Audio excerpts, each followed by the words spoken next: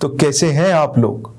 मैं सनत दत्त भारद्वाज एक बार फिर से आप सभी का स्वागत करता हूं चेतन भारत लर्निंग के इस स्पेशल इनिशिएटिव के अंदर, जहां हम चर्चा कर रहे थे इकोनॉमिक्स रिलेटेड एमसीक्यूज की। Now in this video lecture we would take our initiative one step ahead और देखते हैं कौन कौन से इंपॉर्टेंट आपको टॉपिक्स कवर करने चाहिए as far as economics is concern for various government exams. तो आज हम कुछ फैक्चुअल चीजों की भी बात करेंगे, कुछ एनालिटिकल चीजों की भी बात करेंगे, कुछ करंट अफेयर से रिलेटेड बातें भी करेंगे। इकोनॉमिक्स को ना एक उसका मापदंड तय करने की कोशिश करेंगे कि हमें कहां कहां तक जाना चाहिए, उस अप्रोच को पकड़ने की कोशिश करेंगे। So with CBL I would give you the idea कि आपको कैसे प्रोसीड करना चाहिए as far as economics is concern. Now in this video lecture the very first question that you have to cover वो ये रहा आपकी स्क्रीन्स के ऊपर।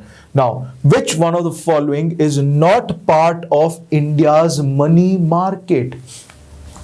जहां पैसे का लेन देन होता है, जस्ट सेकेंड, या पेन यूज नहीं किया अभी, हाँ। So, जहां पे पैसे का लेन देन होता है उस मनी मार्केट के सवाल के बारे में हम चर्चा कर रहे थे। Which one of the following is not a part of India's money market? One answer is correct. Is it banks? अगर बैंक्स को ही बाहर निकाल देंगे तो इंडिया की मनी मार्केट क्या करेगी? Bill markets, bills of exchange की बात हो रही है। कॉल मनी मार्केट नहीं। The answer is Indian gold council. Indian gold council is not the part of India's money market. So इस तरीके की कुछ फैक्चुअल क्वेश्चंस कवर करते हैं, देखते हैं क्या स्कोप है इकोनॉमिक्स का। पिछले लेक्चर में हमने बहुत ज्यादा analytical and conceptual questions cover किए थे।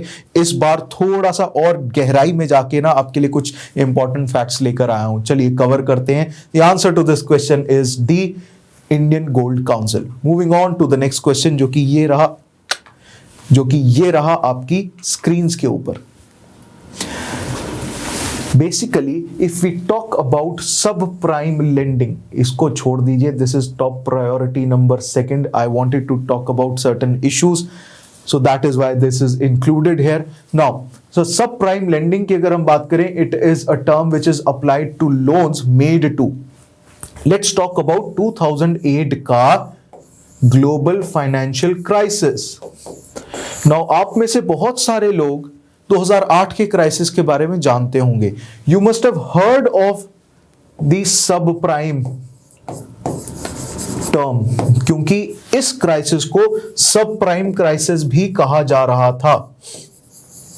Why is that so? Let's understand that. Now सब प्राइम क्राइसिस क्या होता है और सब प्राइम वर्ड जो है वो किससे रिलेटेड है? ये क्वेश्चन का आंसर तो बहुत सिंपल लगेगा जब एक बात ये हमें समझ आ जाएगी। नाउ व्हाट हैपेंस इज, मान लीजिए कि मैं लोन लेने जाता हूं, ऐसे ही सूटेड बूटेड होके I go to the bank and I ask for loan. Bank कहता है कि चलो ठीक है मैं लोन दे दूंगा, मुझे क्या दिक्कत है, मुझे तो पैसे दे के ही पैसे कमाने। मैं कहता हूं कि चलो ठीक है मुझे लोन दो, मुझे गाड़ी लेनी है मर्सिडीज गाड़ी लेनी है और उसकी प्राइस है 1 करोड़ रुपए। कहते ठीक है, आपको मैं मान लीजिए 70 लाख रुपीस लोन दे देता हूं, बाकी का 30 लाख रुपया अपनी जेब से डाल दो। मैं कहता हूं 30 लाख तो है नहीं। वो कहते हैं कि चलो अच्छा मैं 90 लाख का लोन दे देता हूं। मैं कहता हूं 10 लाख तो है नहीं। तो अब वो कहता है कि मर्सिडीज क्यों लेने जा रहे हो? कहते शौक है, पैसे है नहीं जेब में, शौक है। तो ऐसे व्यक्ति जिनके पास मॉर्टगेज के पैसे देने के लिए हिम्मत नहीं है, it is not about the fact whether they are willing to pay और नॉट, नहीं, विलिंगनेस की बात नहीं है, कैपेसिटी की बात है, कैपेसिटी टू पे की बात है। क्या उनकी नेटवर्थ इतनी है कि वो अपने लोन्स को रीपे कर सकते हैं या नहीं? Now what happened was, and term सब प्राइम बाद में आती है, पहले आती है प्राइम। फॉर एग्जाम्पल, अगर मैंने 10 लाख का लोन लिया है और मेरे पास 10 लाख रुपए हैं और मैंने 10 लाख का लोन लिया है, तो बैंक्स हैव अ गारंटी कि हाँ ये बंदा 10 लाख रुपए दे पाएगा बाद में, जब हमें जरूरत होगी तो ये 10 तो कम से कम आ सकेंगे।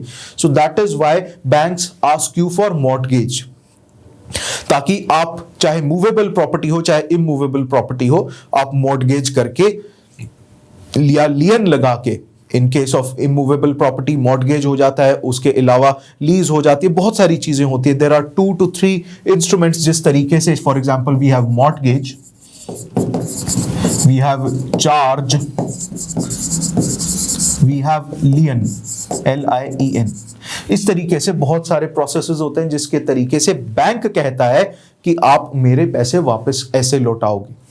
ठीक, चार्ज फॉर एग्जांपल कहता है कि हाँ, आप जब भी, for example if I have to sell off this coat, और ये कोट मैंने किराए पे लिया था पैसे लेके बैंक से लोन लिया और फिर ये कोट खरीदा, तो that would mean that banks have a charge upon this coat, और फिर जब तक मैं ये चार्ज खत्म नहीं करता हूं मैं इसको सेल ऑफ नहीं कर सकता हूं, या फिर अगर मैं इसे सेल ऑफ करता हूं तो पहले मुझे ये चार्ज्ड अमाउंट जो है ये पे करनी पड़ेगी, तब जाके मैं इस कोट को बेच सकूंगा सही मायने में। तो मुझे वो चार्ज माइनस करके अपनी सेलिंग प्राइस में से पैसे मिलेंगे। So that is what charge is. Mortgage आपने समझ लिया, it is only pertaining to immovable property, सिर्फ इमूवेबल प्रॉपर्टी जो जमीन से गड़ी हुई है। Trees for example become immovable property, लेकिन टिम्बर मूवेबल प्रॉपर्टी हो जाता है, just for example 6। Now coming back to prime, तो जो व्यक्ति लोन ले रहा है वो लोन वापस चुकाने के लायक अगर है तो वो है प्राइम बोरोवर, और जिस व्यक्ति ने लोन लिया है और उसकी कैपेसिटी ही नहीं है कि वो लोन वापस कर सके, तो वो प्राइम से कम हुआ, उस व्यक्ति को कहते हैं सब प्राइम बोरोवर। नाउ सब प्राइम क्राइसिस 2008 का जो था वो इसी चीज से रिलेटेड था, क्योंकि ज्यादातर बैंक्स सब प्राइम बोरोवर्स को पैसा दे रहे थे।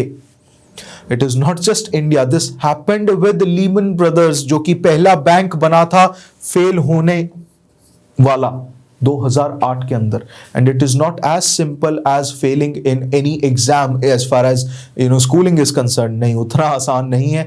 बैंक्स को फेल होना मतलब एक पूरा का पूरा इकोनॉमिक ढांचा फेल हो रहा है। बैंक्स से लोन्स लिए जा रहे हैं, बैंक्स को वापस पैसे आ रहे हैं, बैंक्स को रेगुलेट कर रहा है सरकारी federal bank, for example as far as US is concern, और से RBI in case of India. और ये पूरे के पूरे इकोनॉमिक मशीनरी का ब्रेकडाउन होता है, उसका फेलियर बन जाता है, and that is why you should consider this in this manner.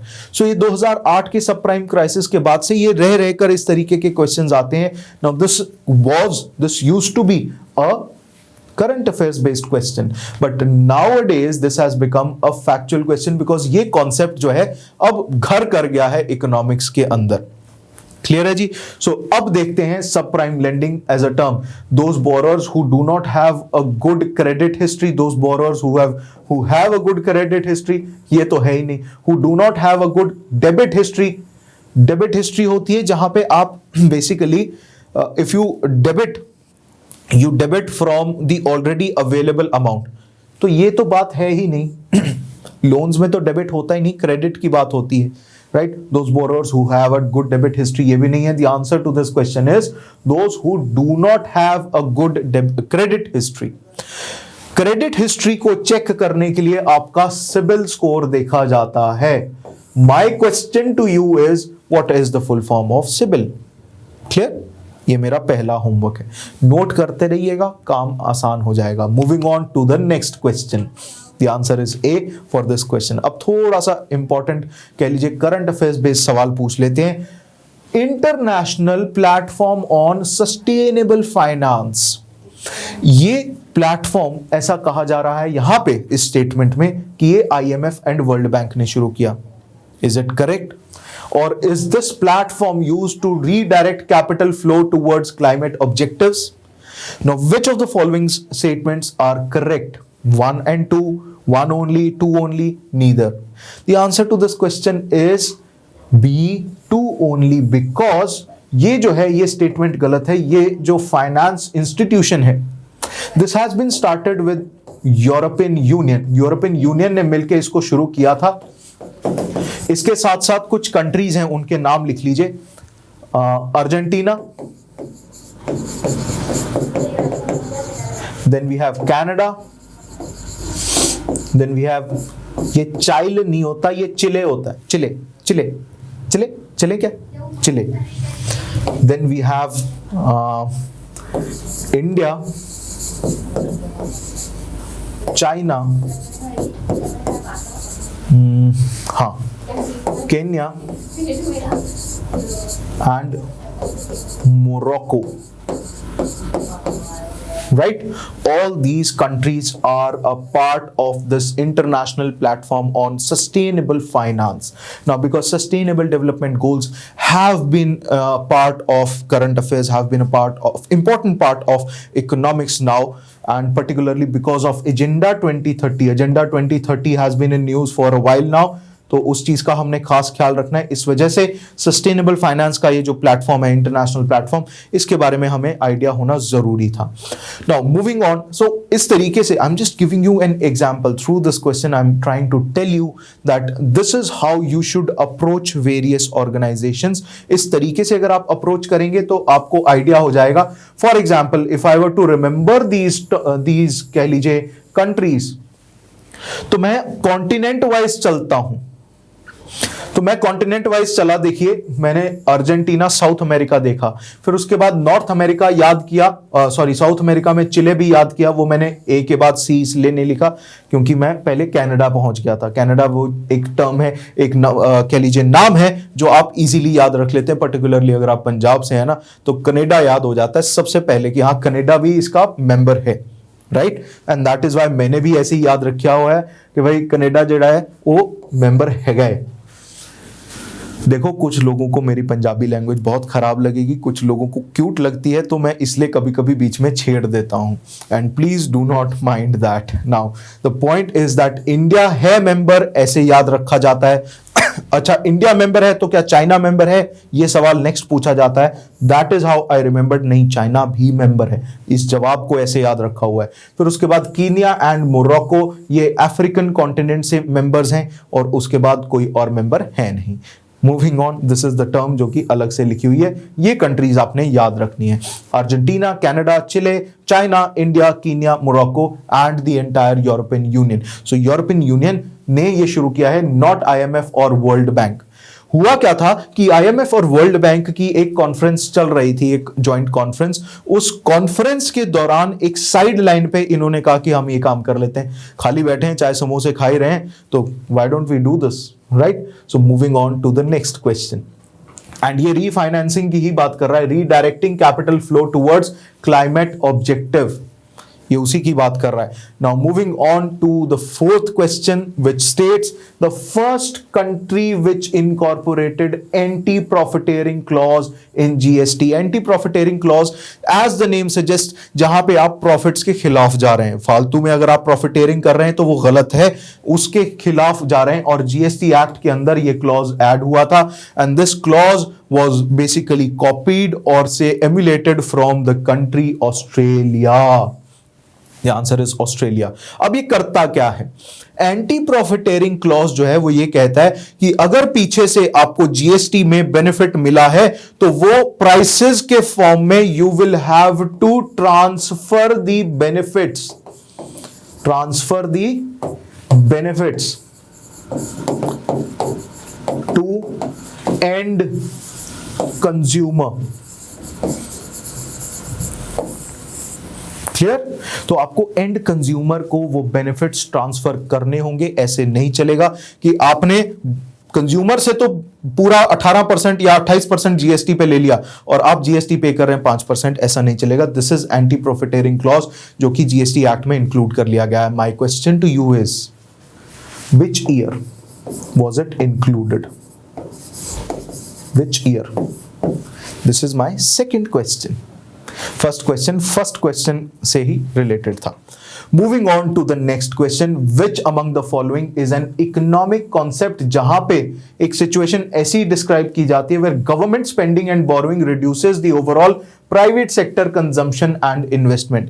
अब अगर सरकार आरबीआई, या कह लीजिए आरबीआई की बात नहीं करेंगे, बैंक्स के पास जाकर ये कहती है एसबीआई भाव हमका लोन दे दो, हमका लोन दे दो, एंड एसबीआई भी गवर्नमेंट को लोन दे रहा है, आरबीआई भी गवर्नमेंट को लोन दे ही रहा है, और उसके बाद कह लीजिए कि एचडीएफसी सरकार को लोन दे रहा है, आईसीआईसीआई सरकार को लोन दे रहा है। सरकार को तो लोन की जरूरत रहती है, सरकार को तो जितना पैसा मिल जाए वो ऐसे उड़ा देंगे, है ना?